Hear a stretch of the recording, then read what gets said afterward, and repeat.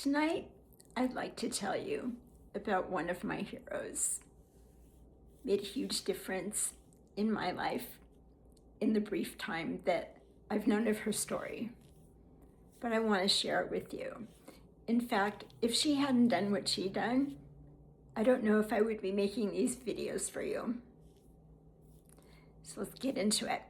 I'm Dr. Sharon Eve. This is Topics in Psychology.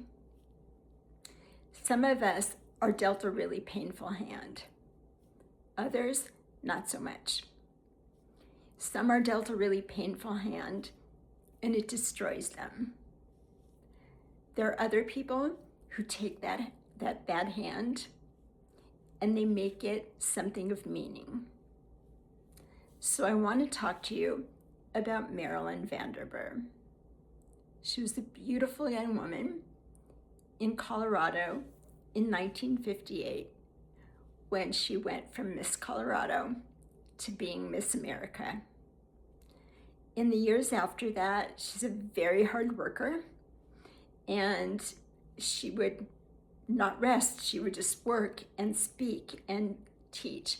And she was a speaker at all kinds of events, sharing messages of positivity and encouragement and helping people become the best they could be and have the greatest life they could have. She was an encourager. And then it didn't work anymore. Something in her psyche came crashing together. A memory from her childhood came crashing together with this life that she had organized and was living in. Her secret was that she had been molested. She'd been incested by her father for over 10 years during her childhood.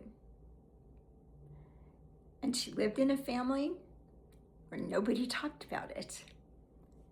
The secret was held intact. Her mother didn't acknowledge it. Her father didn't acknowledge it. And Marilyn learned how to just go about life. She was a good girl. She worked hard, kept going forward until the secret couldn't be held inside anymore.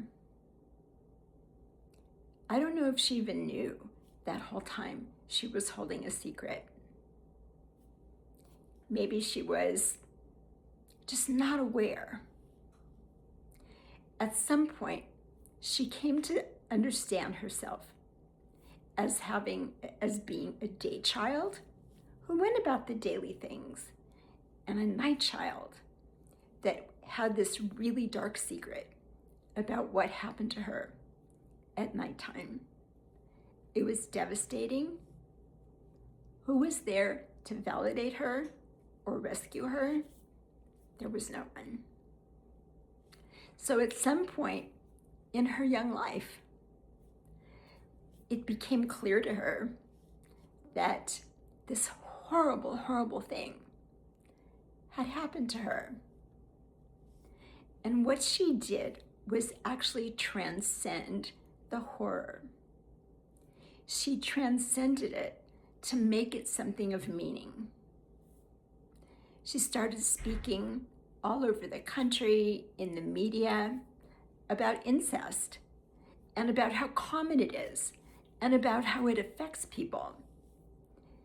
And she did that, and she started an organization.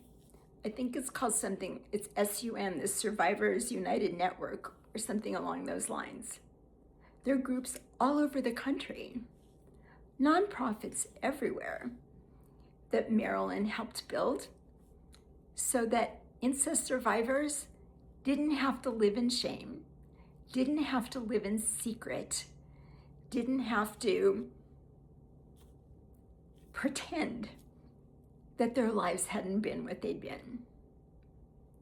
They got a chance by speaking the truth to people who would understand. They got a chance to have some healing and to take their lives back, not defined by the person who incested them, but they made their lives, they healed themselves, with support and made their lives meaningful for them. So I look at Marilyn Vanderburg. If you want to learn more about her, I recommend reading her book, Miss America by Day. She courageously goes into a great deal about what happened to her and her process of coming to terms with it and choosing to make her experience that was so horrible something that would be a blessing to so many people who also suffered that fate. There is a secondary hero in the story. I just want to say a word about him. From the time she was in high school, there was this really loving man named Larry who was so in love with her. And with all of the ups and downs, keep in mind that at the time, she hadn't really been clear and owned the incest and how that had affected her. It was kind of like a memory tucked away somewhere. So they had their ups and downs, but he never stopped loving her. He loved her from the minute he knew her, and she loved him.